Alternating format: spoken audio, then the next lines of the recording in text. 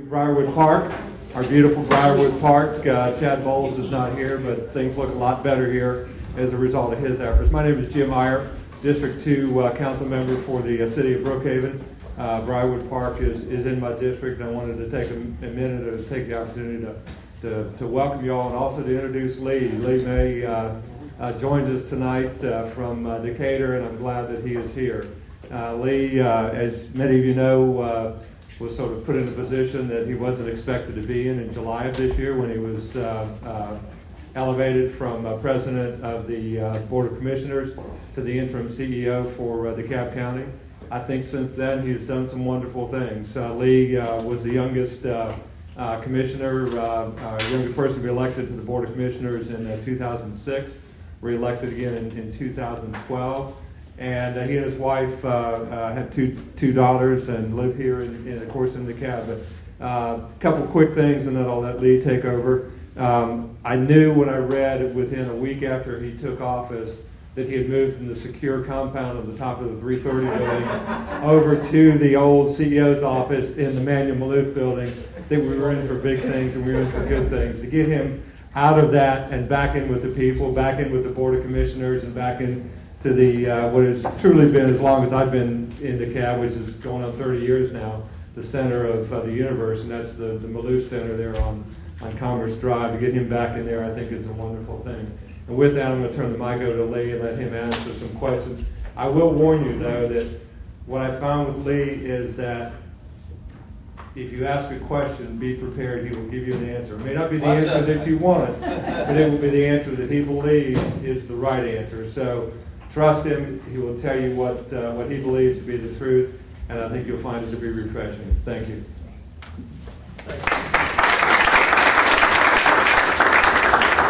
Thank you, Councilman, and it's good to be here in this community.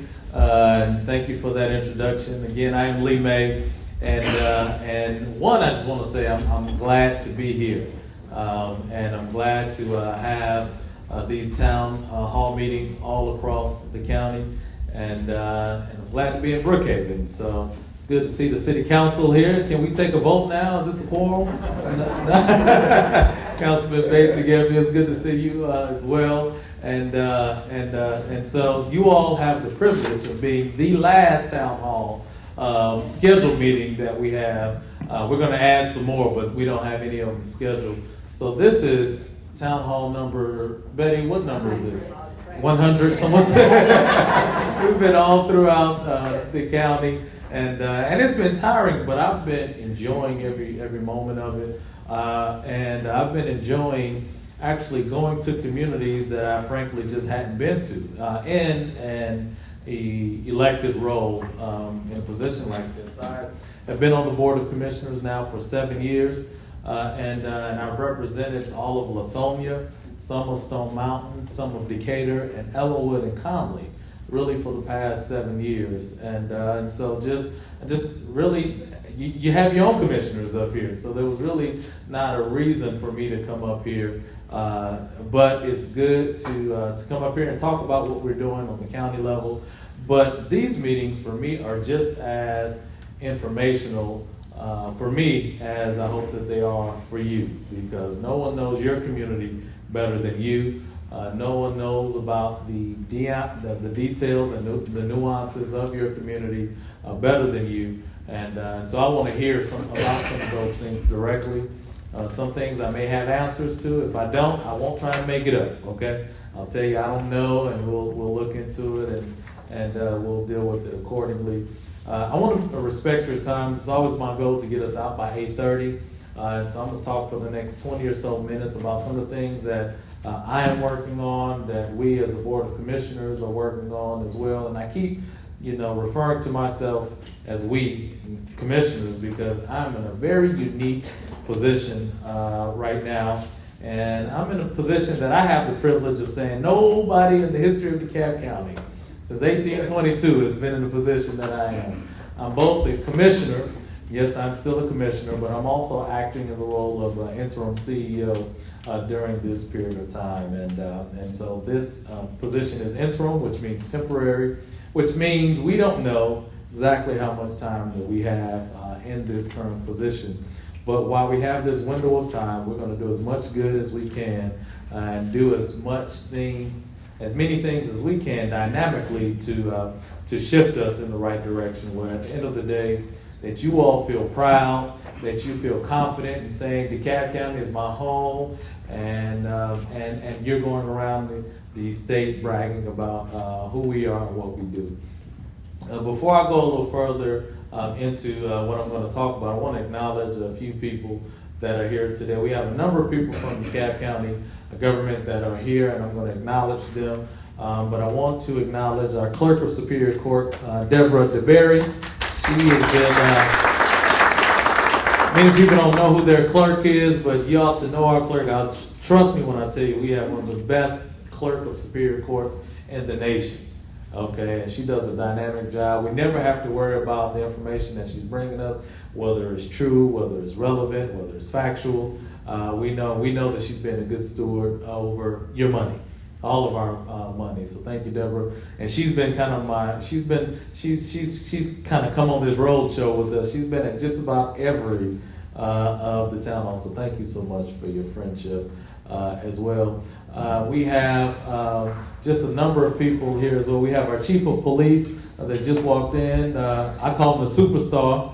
She's been on just about every news outlet, network, national news show that we can. And he's just a great spokesperson for us and great leader in our police department. So don't be jealous, Brookhaven. I know you got your own police department, but when I tell you we have a grade A police chief with great vision who is really pushing the envelope to make sure that we are a safe county and that we are giving them the resources that they need to succeed. And even though we're in a city, an incorporated area, you want us to have a grade A police department because I'll tell you one thing, crime doesn't have jurisdictional boundaries, you know, and when people are going to do wrong and going to do bad, they're not saying, okay, here's the line of DeKalb County unincorporated and here's, Brookhaven incorporated.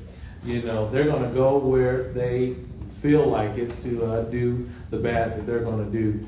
And so we want you to have a strong police department, and you want us to have a strong police department as well. But I'm going to have everyone else in DeKalb County who's with DeKalb County government just stand in some way, shape, or form. If you're with DeKalb County, I want you to stand up.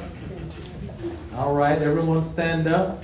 All right, thank you. And in some way, I'll acknowledge them. We have some judges here. We have Judge Angela Brown. We have Judge Bridges, Recorder's Court. We have a number of department heads who are here as well, and we'll talk about them kind of as we move along.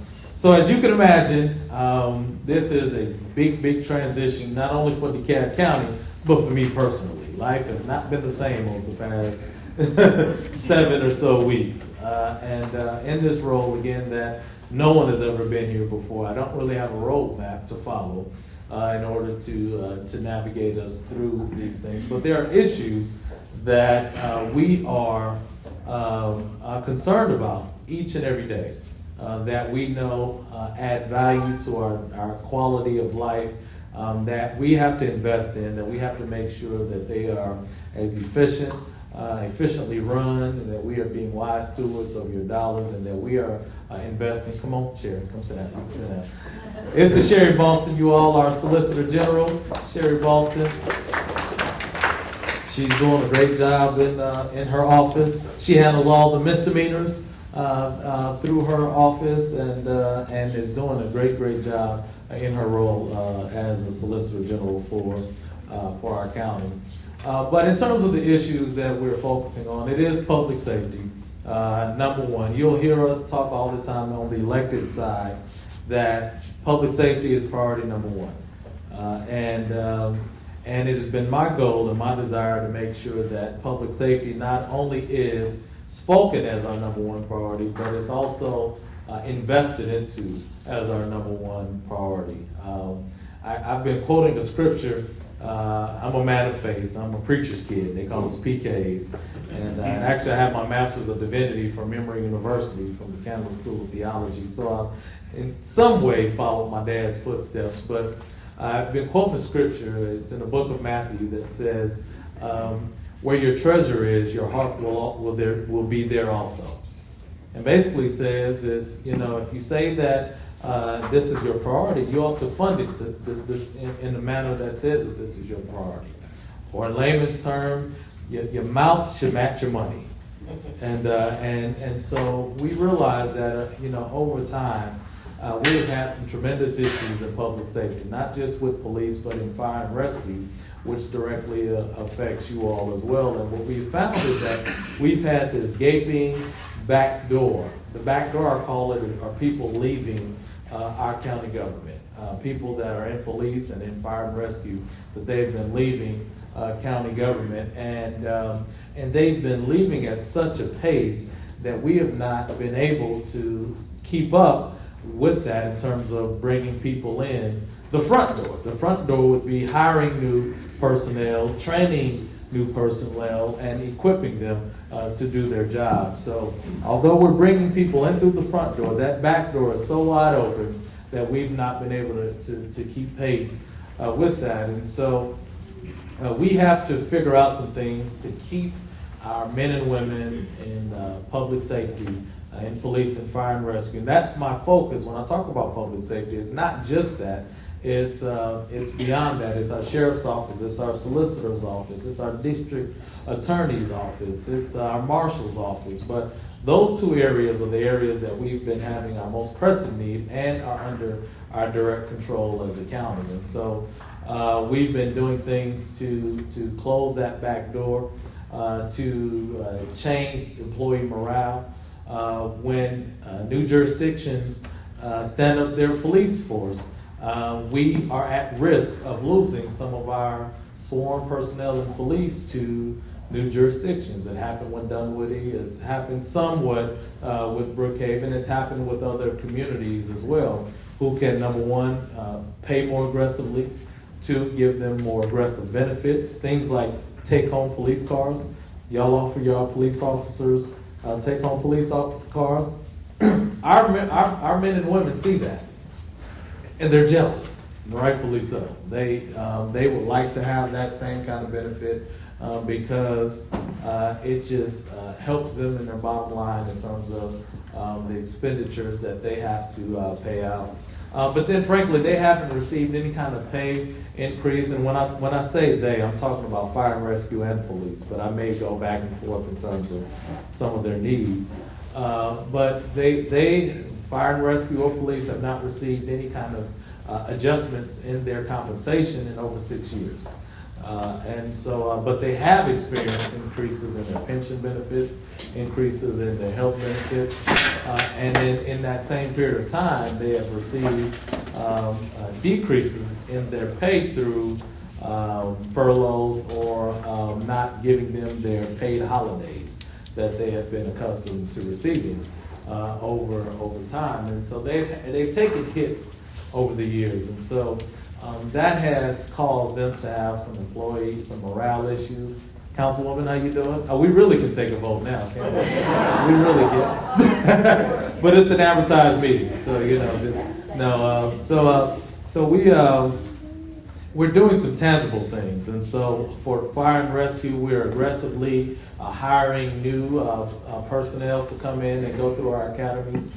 I've announced this past week that we're going to be hiring 100 new firefighters each year for the next 3 years to keep pace with our attrition levels and to move us towards our stated goal in fire and rescue, which is to have 4 firefighters per truck.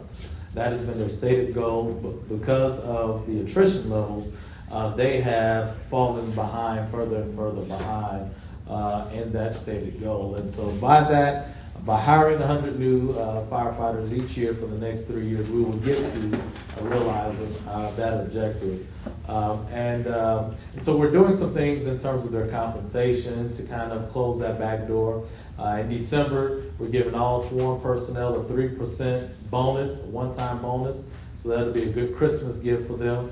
Yes, they want increase in their compensation, their base pay, but we wanted to do something right now as we're deliberating over their compensation levels countywide in this 2014 budget. And so we have this plan in terms of rolling out for police a take-home car program. We're establishing a tuition reimbursement program for sworn personnel as well, so that they can develop themselves academically and allow them to just advance themselves to make them more competitive for leadership and promotional opportunities as well. And so that's what we're doing in terms of public safety, and we believe it's going to have a great benefit in terms of closing that back door and bringing in new staffing levels to put more boots on the ground to keep our communities safer. We're also focusing countywide in terms of being more competitive in terms of economic development. We've been very reactive over the decades in terms of our approach to economic development. We've taken the position that we will take on that action internally, but those communities that are more competitive, that are more aggressive, more proactive, are taking an approach that we can't do it alone. They're taking an approach that you partner with the private sector, with the business sector, to advance your economic development opportunities. And so we are entertaining that right now in DeKalb. The Board of Commissioners are deliberating over that fact on partnering with the private sector, the business community, partnering with our development authority in DeKalb County to create a new entity that will take on the economic development activities and the marketing activities for our county. That's a new way of thinking, of doing things. The city of Atlanta does it in terms of that non-traditional partnership, collaborative effort. Gwinnett County, Cobb County, they all do it. They do it a little bit differently in each different rendition. We're looking to do the same thing, but we're going to partner with our development authority, also in partnership with our business sector and the Chamber of Commerce as well. So that's going to be critical. Again, understanding that the city is taking on some of these activities yourself, but again, the thing that I'm continuing to reiterate is that we have to be a family, because we are a family. The stronger Brookhaven is, the stronger DeKalb County will be. And vice versa. The stronger the county is, the stronger the city will be. And as long as we keep that in focus, we will continue to advance the ball forward in this game of football, I call it, because this is strategic. We have to play this as a team sport, and the team is the cities and the counties working together. And so establishing a strong relationship with the cities is critical. I've sat down with the cities, the mayors of our county, and just really said, look, we have to rebuild, or in many cases, just build a strong relationship between the county and the cities. And that's as a collective, but that's also individually as well. And we have to learn from the past. What we did not do well in decades past is just forge a strong relationship with the county and the cities. We've kind of either gone at it alone or had more of a combative approach. And in recent history, that relationship has grown divided as new cities are incorporating, because the manner in which areas incorporated was in a combative approach. And I think that bled over into the actual incorporations of cities and the functioning of our county. And so we have to make sure that we are proactive in our approach in terms of how the two are communicating, how we are sharing resources, and how we can be helpful with one another. And I continue to say that publicly, because the more you say it, the more it happens. The more you hold me to my word, and the more the two parties will come together and sit down at the table and see what we can do. Because we're still delivering services to the residents that are in Brookhaven, and we share residents. me, you know, you're both a city resident and a county resident. And so that is our goal. And then we're taking on some of the beautification efforts around our county. Again, when people are driving in and out of our county, they very little pay attention to if they are in an incorporated area or in an unincorporated area. So we want to make sure that our county has a spark about it, that it is the visual aesthetics of our county as a whole. Whether you're on the north side of town, the south side of town, east or west, regardless of whether you're in a city or out of a city, we want to make sure that we're doing things that keeps our entire county visually aesthetic, and that goes to increasing the amount of cutting of right-of-ways, the partnering with the state in terms of handling the entrances and exits to the interstate. Most people, when they complain about the things at the exits and entrances, they blame the county, and they'll start to blame the city now. But it's a responsibility of the state. And just like we have cut tremendously over the years because of the reality of the economy, the state has as well. And so we realize if we want to make a distinctive change or difference in the visual aesthetics, we have to enter into strategic partnerships. And that's with the state, and we have to invest in it. Again, if we say something is a priority, we have to fund it as well.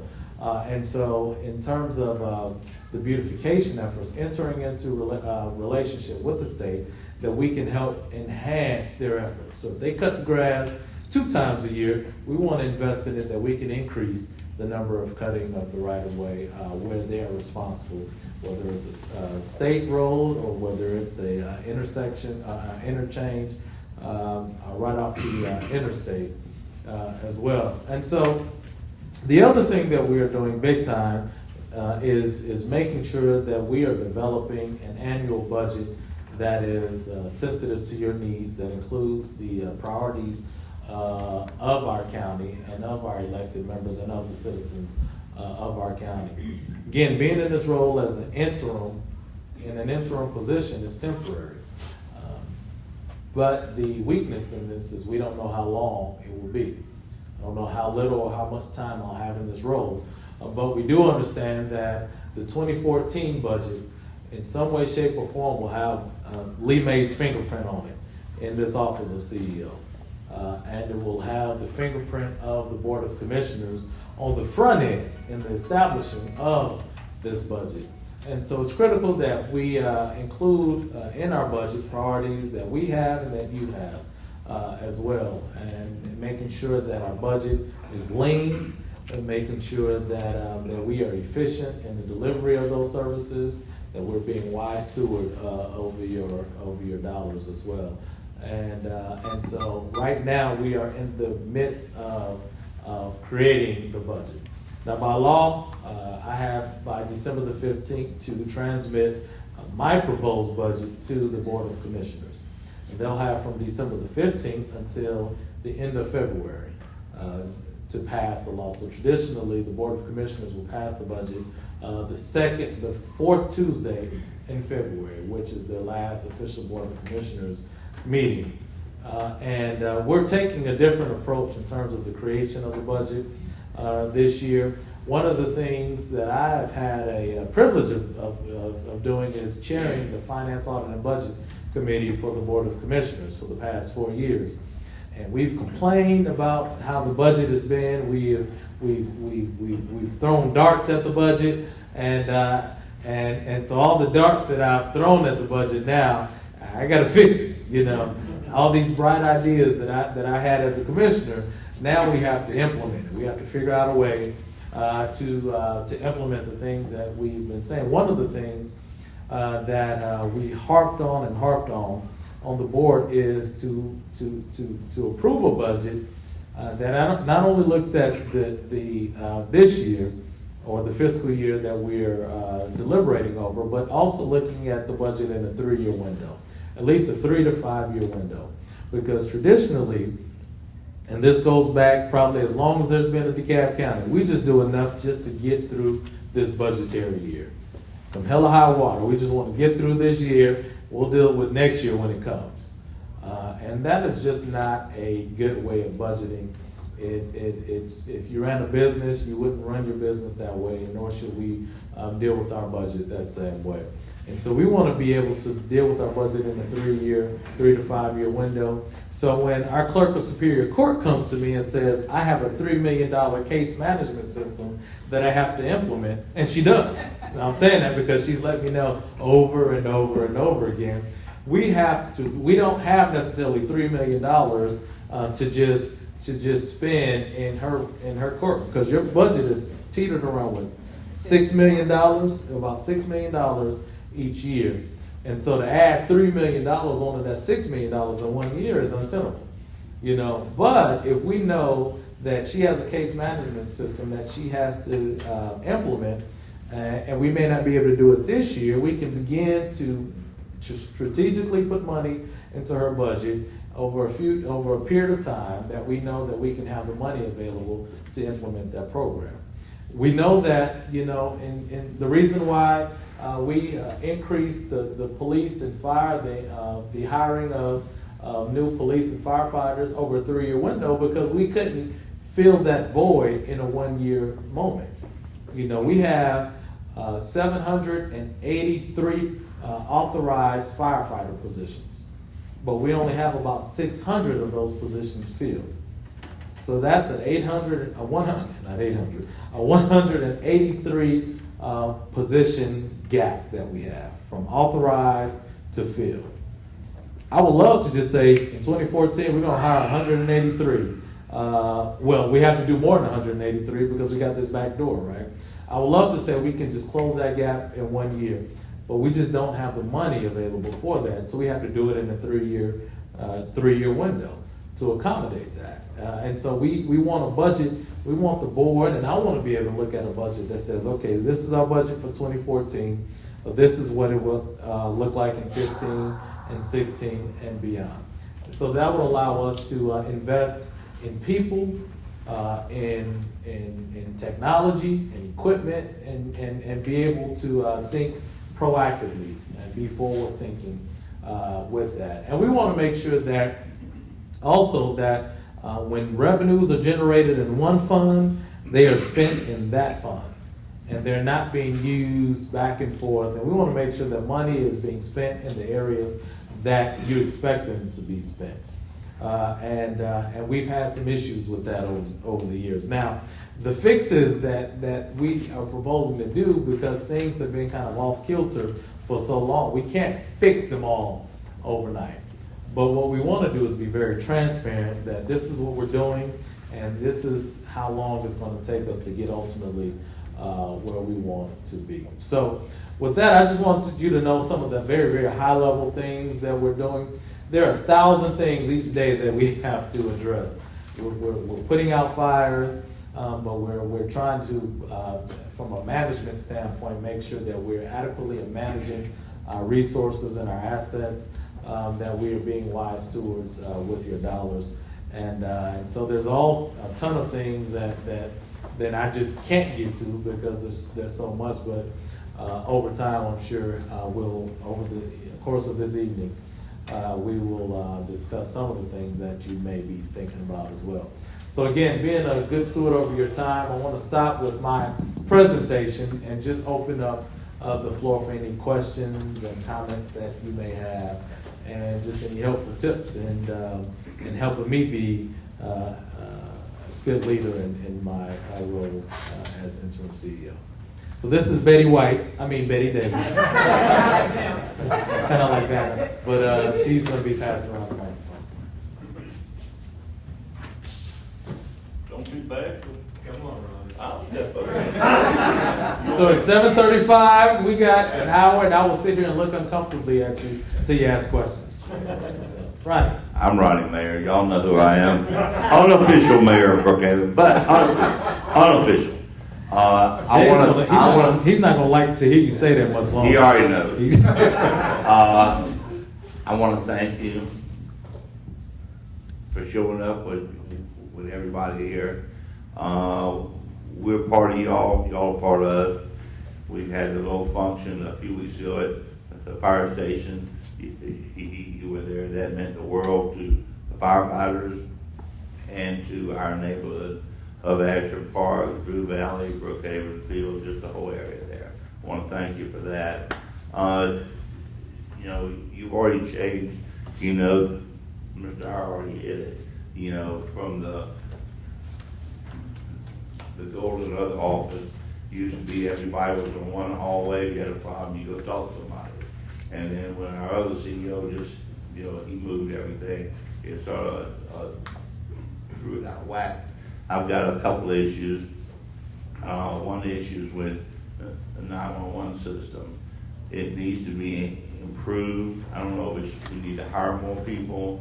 The word is out, and like I say, I have a lot of friends of mine that are firefighters, and a lot of friends of mine that are officers, and they say that there's not a lot of professionalism in that office. Like, you know, they joke around and this and that, and I mean, like I say, I'm not there, I don't know. I've always sort of asked, when you train the operators, you throw all of them like in a bus and drive them around and explain to them the exits and the core areas, and this is 285 south, east, west, things like that. Plus, you know, if there is some unprofessionalism in the office there, if they're, you know, if they're not answering their phone, because the other day I was on hold for 9 minutes. 9 minutes, that's unacceptable. Somebody's having a heart attack in 9 minutes, they're gonna be dead. If somebody had a camera on them in there, just knowingly that you were known, that you were being watched. I do a lot of business with Ed Bowles Actor up here, and there are cameras all over the dealership, so the general manager can just watch. And he's not gonna call it, I know what's going on here, but the cameras are there, and it just keeps everybody on their toes. That's one thing, just an idea. And then I was questioning, do we need to hire more people, you know, in the 911 system, number one. And then, and like you hit on the head, you've got all these guys that are retiring. A few years ago, y'all had the early out. And when that early out, I think y'all were surprised at all the people who really took the early out. So there was a lot of people. So now you're having to rehire for all that. The issue with the library over here in Brookhaven, I'm an advocate of the library. I used to tell Burl, if I find out he was stealing my money, I'll make sure he goes to jail. Well, if he goes to jail now, I might be able to hunt him down and ask where my library money is. But for some reason, our library is the last one. And I was trying to get this done before the city of Brookhaven took over the parks, because now you have another layer with 4 or 5 other people in there. And I run 2 businesses every day, and it's pretty easy to run 2 businesses, but the more people you have involved, the harder you get to make even a common sense decision on a library. I found a piece of property at our park. It doesn't cost anything. It's a free piece of property, and even a lot of the forefathers around here, they think it's a great idea, but for some reason I can't get DeKalb County to step up to the plate and say, okay, let's do it. It's just been for the last 3 years, and I didn't really know if it was true that Burl was using some of our library money to fund his extra help in his office. Well, number one, that's illegal. One more question, and I want to know if I can be the first one to throw in $100 when you run for the real CEO instead of interim, because I'll throw in the first $100. You throw in $100, but that's it?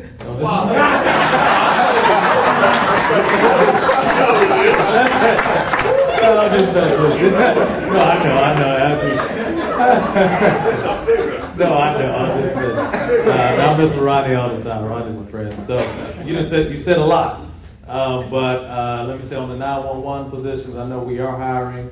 Was it 20 something, 20 or so new 911 positions, and so at these meetings, we typically, hear a comment or two about the hold or a wait, and, of course, when people have an issue, that's when they bring up that question. But one thing, and I've expressed this to Chief, is that I think we need to kind of do an assessment to see even if we have the staffing levels right, there, and then look at the other constraints that we might have. We have enough phones and lines and things like that, and all that staffing level. I don't have that answer just yet for you right now, but I think it's something, because if you hear it once, even if it's, you are the exception, which I believe you're the exception, but even if you are, I think it's incumbent upon us to review it and look through it and see if we do have the right staffing levels and all of that. You mentioned about, what'd you say about? The library. Oh, the library. We do have to look into that. I'll just be honest, I know you mentioned that. I haven't had a chance to look into that to see where it is, see where the funding level is and all of that. We have Morris Williams right here is going to get, I'm sorry, Nancy's here. And I saw Nancy earlier. But between Nancy and Morris, I've just placed Morris in the role as a Deputy COO for infrastructure and parks and libraries report to under his cluster group as well. So we'll see where that is. I left out one more thing. I want to thank Morris Williams. I want to thank you. We had a fun run week before last year in Brookhaven, and every time the DOT comes and cuts our grass, they ruin something. They run over a tree or do something. I called Morris, called you.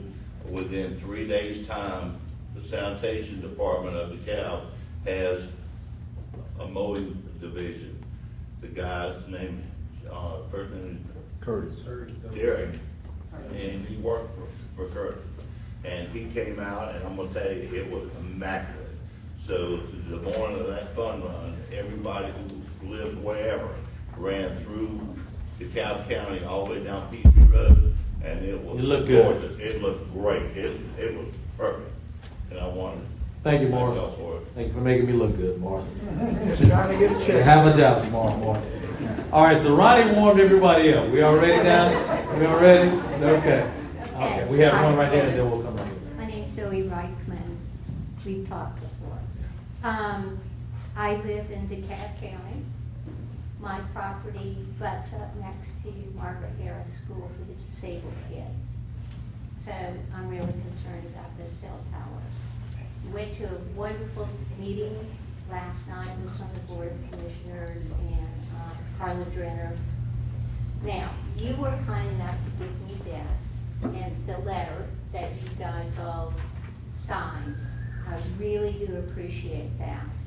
The thing that I don't understand, and please help me with this, is last night I understood from another Board of Commissioners that you presently, right now, have the power to sign a moratorium on the construction of the 9 cell towers that are kind of floating around, not being dealt with.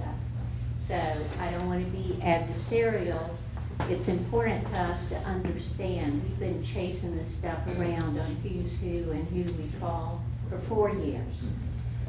And we'd just like to put this thing to rest. And I know that if you were brave enough to get on board to stop this and stand up, which is very brave, then you must be on board to sign the moratorium.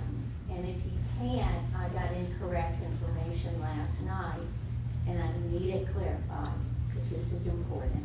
So this is, thank you for that. So this is dealing with the cell towers on the school property, on school properties, which was very controversial. The former school board that was removed and some got beat had approved the cell towers at the 9 schools.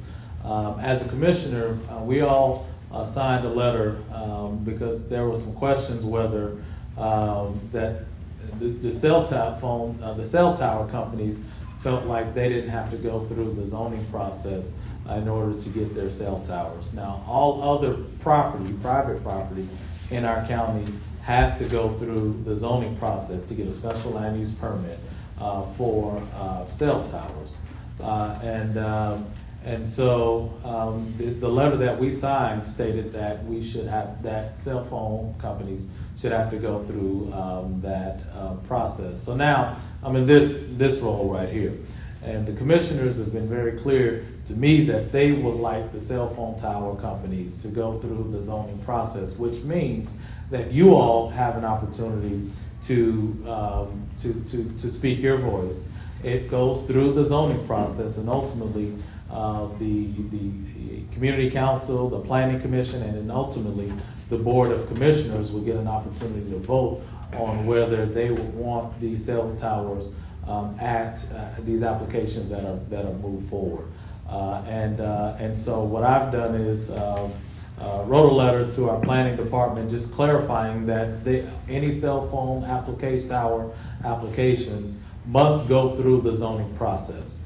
And so no cell phone tower company that applied for a permit for them will be issued it until they go to the community, to the board of ultimately to the board of commissioners through a vote on whether those cell phone towers will be allowed.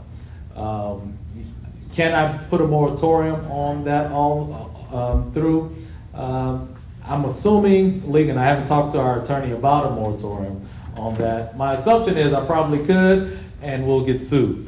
And so in this process, we're going to get sued likely anyway by the cell phone towers, by making them go through the zoning process. But again, this allows you all to raise your voice and to ultimately have the board to vote on whether they want a cell phone tower. And that's what we were getting a lot from when the community came to our public comments. They were saying it should go through the zoning code. If we can't get a moratorium, they wanted to go through the zoning code, through the zoning process to get a special land use permit. So that's what we have put in place. Oh, okay. Hi, my name is David George. You are in a unique position, and you have seen the office of CEO from both sides of the door. Do you have an opinion, candidly, on whether the DeKalb County system of government still works, or could we use some changes? Well, I believe that we can use some changes. I think that changes in our form of government has to take place. The public dialogue has been whether to change or not to change. That is the question. And it's really stopped there. So people that are saying it needs to change are saying yes, change, and people saying no to change, no change. But then the dialogue is not really moving beyond that to say, well, if it changes, what does it change to? Because that is just as important in this conversation. And the other question is, if it stays the same, what do we need to fix within our current structure? Because there is a tremendous amount of things in our current structure. Now, remember, if you go back almost 30 years ago, when under Manuel Maloof and that current board, there were some issues there. They were saying our form of government doesn't work. The chairman has too much power, and they went down that whole dialogue, and so they changed. But what they didn't do substantively is make sure that what they changed to was something that will ensure efficient government, that would ensure that the different branches that were formed, the executive and legislative, could work together. And then there was just a lot of gray areas and loopholes, frankly, in what it was changed to. So personally, I believe that changing our form of government is the most efficient approach to delivering services as a county. That's my personal opinion. And I've stated, if you've read the paper, you've heard my position on that. I've been very vocal about that. But I was vocal about that 3 years ago. I just didn't have the AJC with the mic in my face. And so I've written op-ed letters in the past about that. But I want to caution everyone by just leaping to change without thinking through what we want to change to, whether we're going to change what's in our current form of government, or whether we're going to change our form of government completely. Because if you change completely, here's the reality. We have 159 counties in the state. And everyone always says we're the only form of government like this in the state, which is absolutely true. So we should change.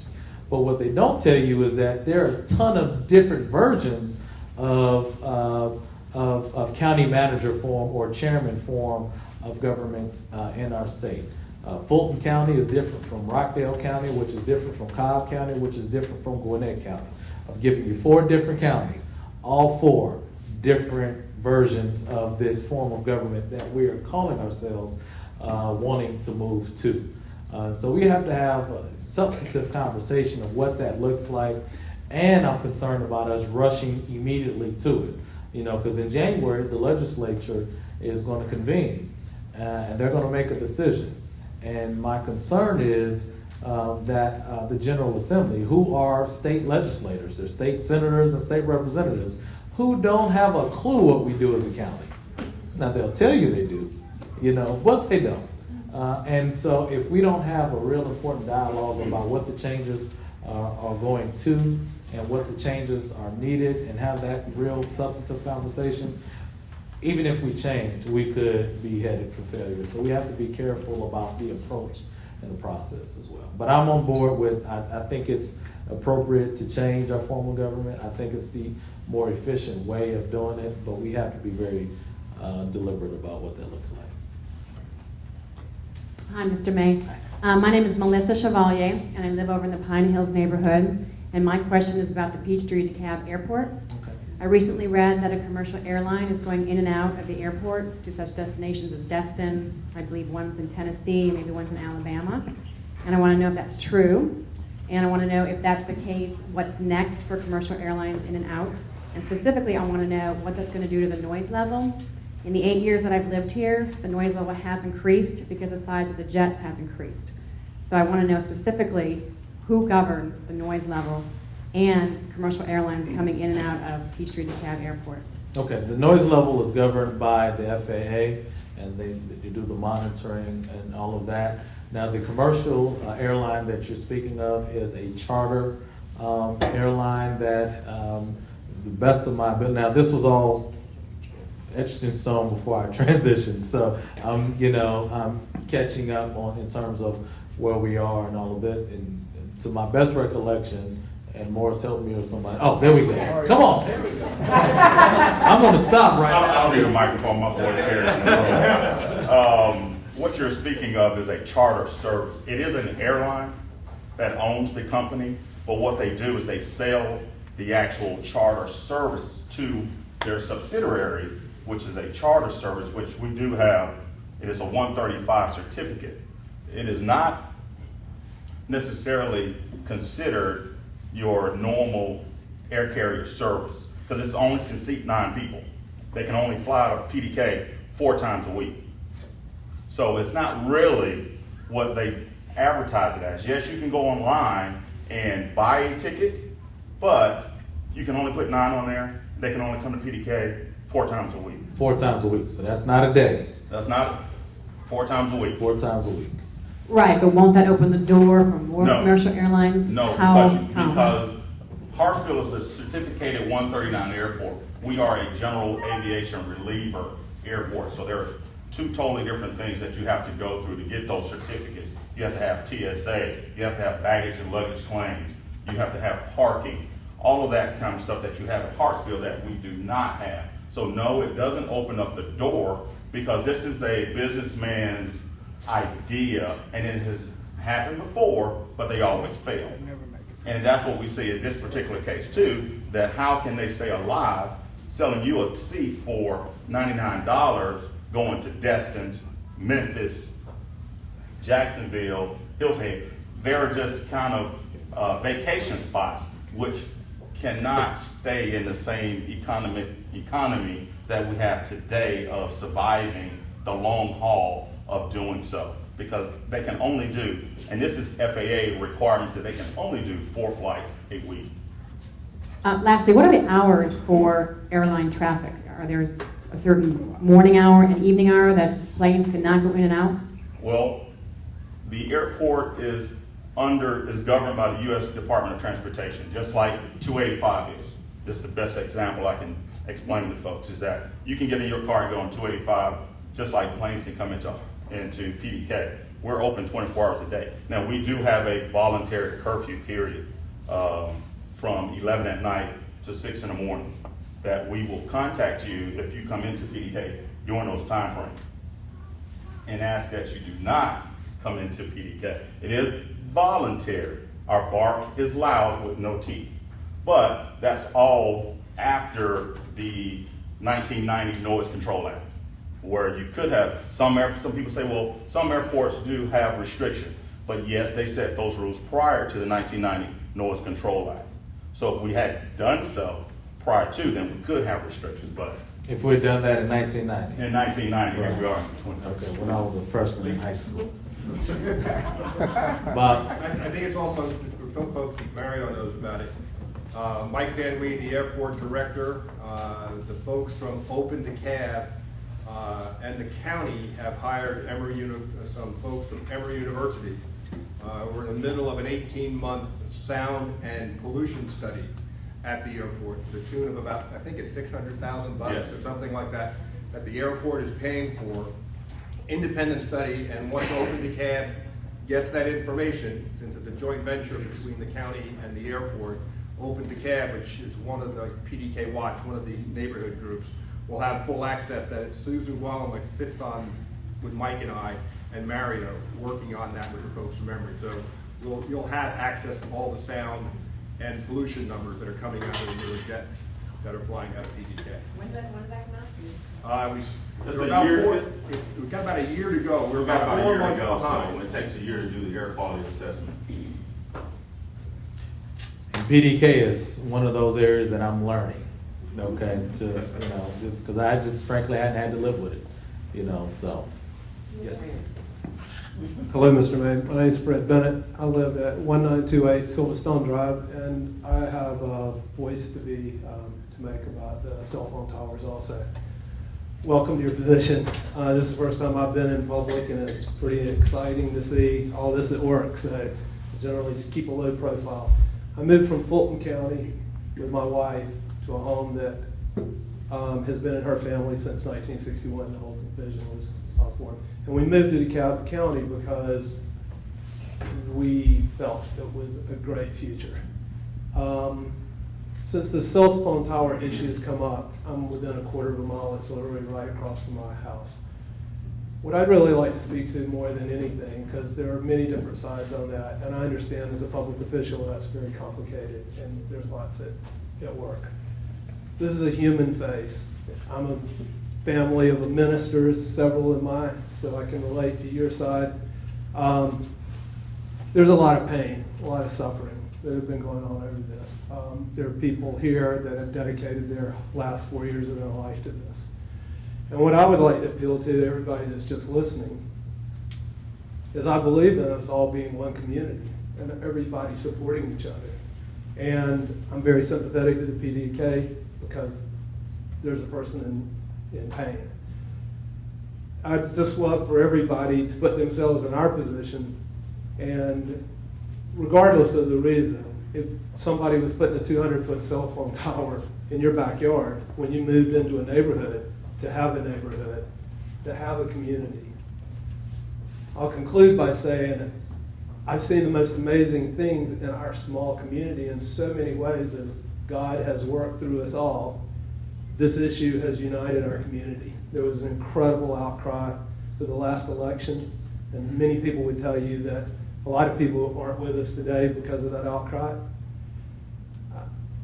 I just think that there's a lot of pain, and I wish everybody would be appreciative of that and would, when you hear about it and it's not your neighborhood, I hope you'll remember me and saying, I appreciate y'all's support. Thank you for your time. Thank you. Councilwoman? Hey, I'm Rebecca Williams. I'm the Brookhaven City Council, and it's great to see you all here. I just really want to tell you how much I welcome the message that you bring to us tonight. I really look forward to really what I think is a new era of harmony. I think it's probably true that Brookhaven came into being with a lot of contention with DeKalb County. But, and even as we were forming our city and going through the transitions, we were having a little tug of war back and forth with DeKalb. But I will tell you, I noticed a noticeable difference from the minute you came into office. And things got resolved, agreements got signed, and I really appreciate that.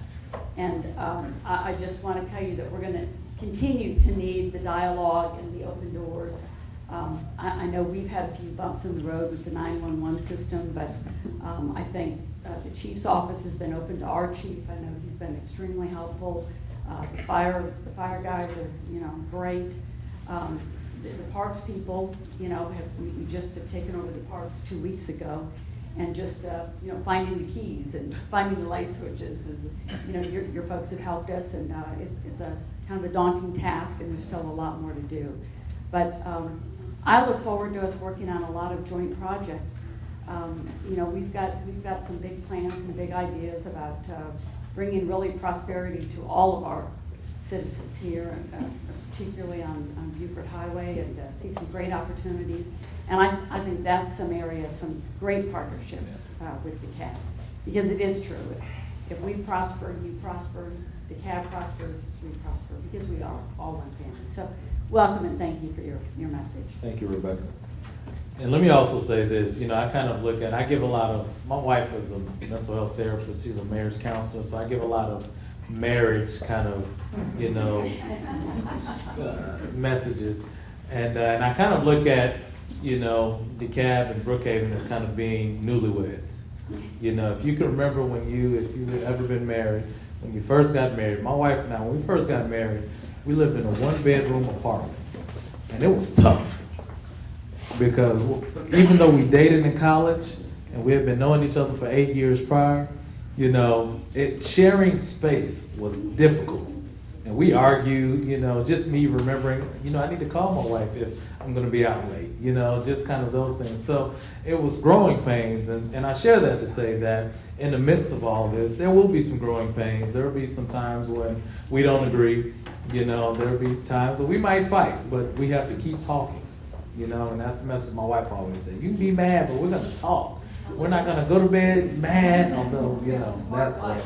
But that's the message that I want to share, and I'm glad I'm getting to share it with your leadership here as well and with the community. There are going to be issues where we just don't agree, but that it won't be the end of the world. We have to figure out how to get and talk about the next issues that arise and keep moving forward. I think because once we stop talking, then we're both going to go down. So we'll continue to talk and move everything forward.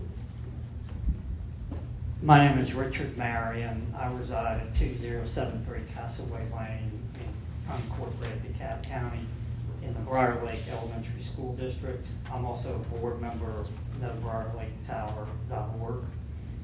In Zoe's comment previously, we're going to come back to the cell phone tower issue at the 9 elementary schools in DeKalb County. In your response a few minutes ago, you mentioned a recent letter that you wrote to the planning director, and I was wondering if we could get a copy of that letter that you wrote to the planning director. Well, any letter that we write is open record, so I guess you don't have to ask for it through the open records process. We can get you a copy, okay? Thank you. No problem.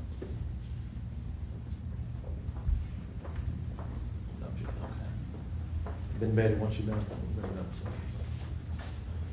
Staying on the cell phone tower issue, you said that the zoning could be changed to where now the approvals will have to go through the community council and the DOC and the planning commission. Right now, the way the proposed code is written, most of the approvals are done solely by administrative approval. So is the code going to change, the proposed code? When you talk about the code, it talks about cell phone towers. And so my interpretation of the code is that all cell phone towers have to go through the zoning process. And so it won't be done through an administrative approach. It will now be done through the actual zoning So code that's going process. to change.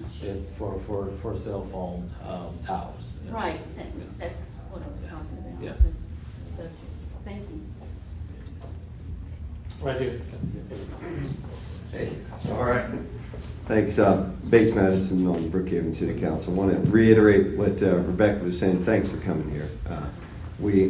I look forward to a long and healthy relationship with you and DeKalb County.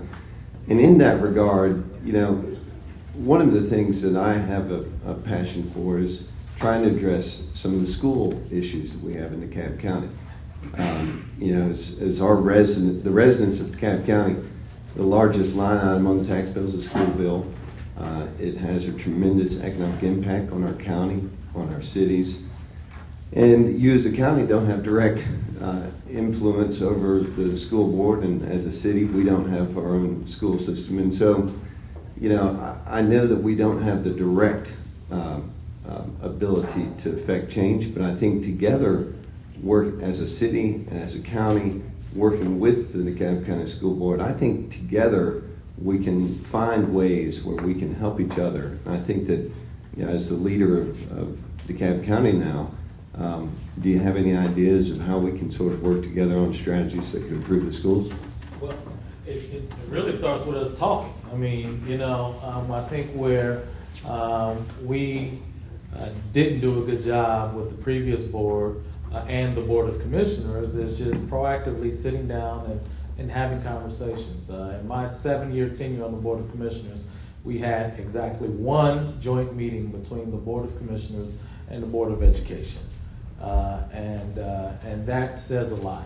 Now, it's easy to do that because we say, well, you know, we can't tell you what to do and you can't tell us what to do. And that just sounds simple, and it's easy to say we don't have any role or responsibility for the schools.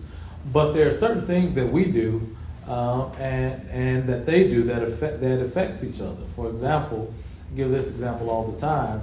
You know, in the past 10 years, DeKalb County has experienced, you know, well, if you take out the last 5 years, but the 10 years prior to that, DeKalb County has experienced tremendous growth.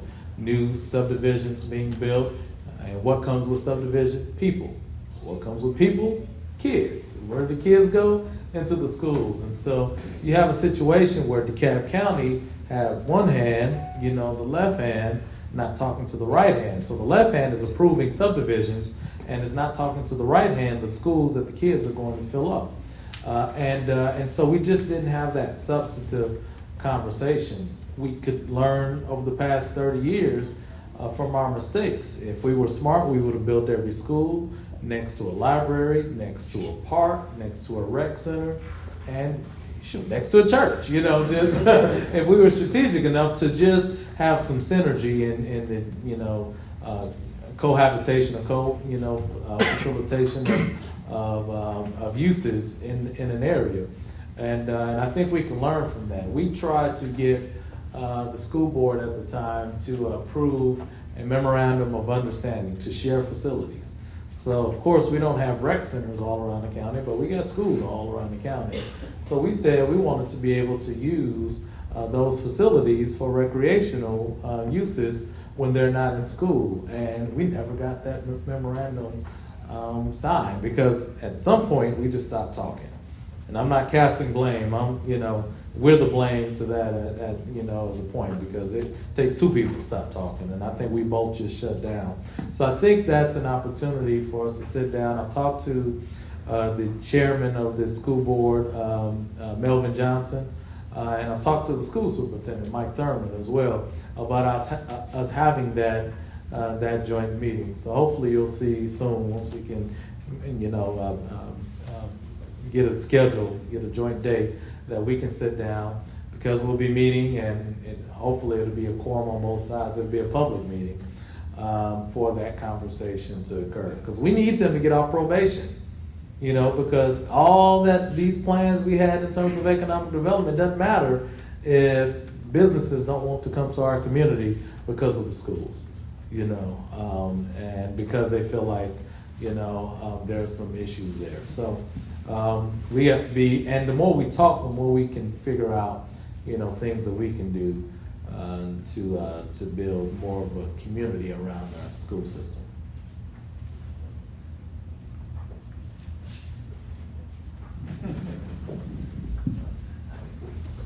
We had a recent example, a very public example of the water main break on Claremont Road, but we also have daily, I had emails today from residents, low water pressure in brown water, and whether it's bumping across a plate that's been in the road for a while or a water main break.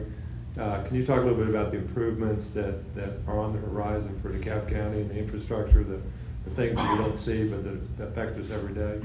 That's a good question. Thanks, Councilman. We have a $1.3 billion, that's with the B, water sewer capital improvement program. And so we're going to be spending about 600 to 700 million of that towards fixing and rehabilitating and expanding our water system, and about 700 million or so of fixing and doing the same thing, rehabbing our sewer system. We have an aging system, over 50 years old. The Claremont situation is just an example of a 1941 pipe connecting to a 1963 pipe. Two old pipes, an older pipe going into a less older pipe. And that's just about the age of our system. And so we entered into a consent decree with the federal government, with the federal EPA, for about a $780 million program to rehab our sewer side because of the spills that we experienced, a number of spills that we've experienced. That sounds like a huge number, but I'll compare that to the city of Atlanta some years ago, which was a $4 billion with a B consent decree. And we were allowed to enter into such a low threshold because we had a proactive plan and strategy to address our aging needs of our system.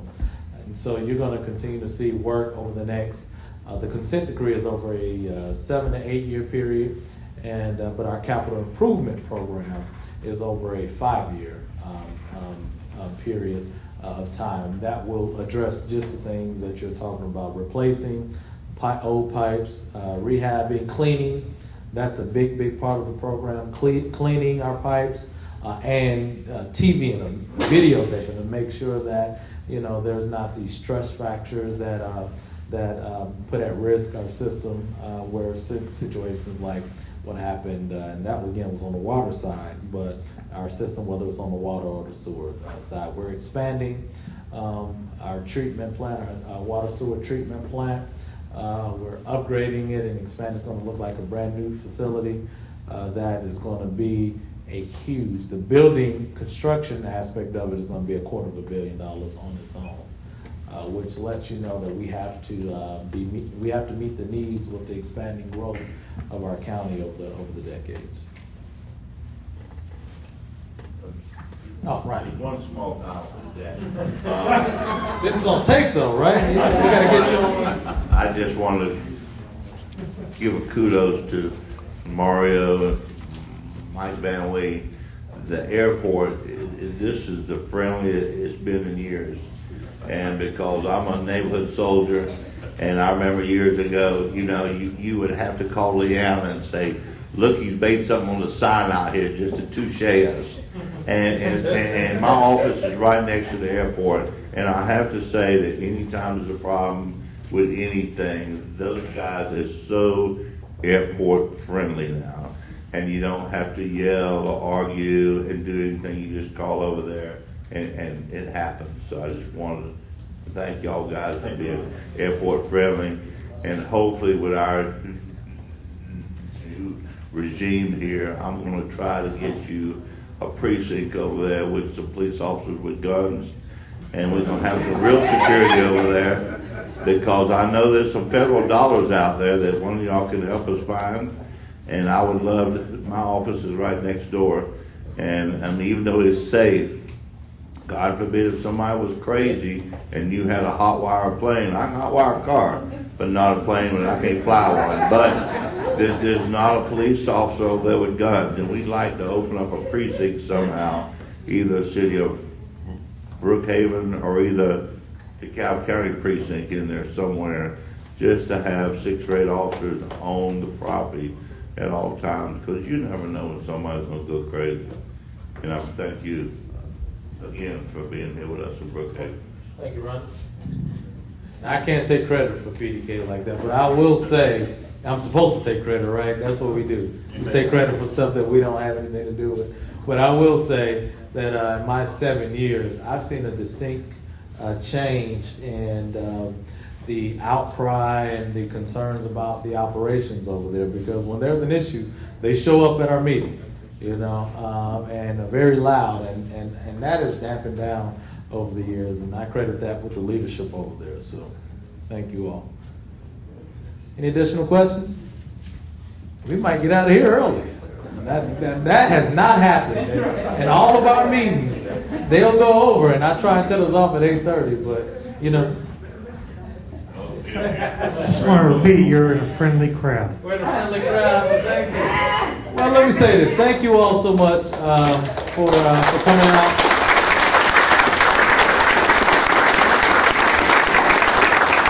Thank you for your commitment to your community, and I'm excited about the future.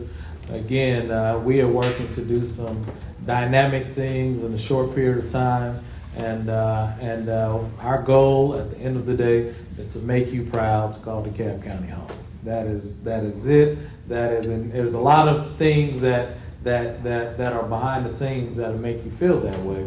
But we just want to make you proud, and that's our goal. And so we want to be good stewards of your money, over your tax dollars, and over your fines and fees and all that good stuff. So thank you all. God bless you all. Thank you for coming out, and safe travels back home.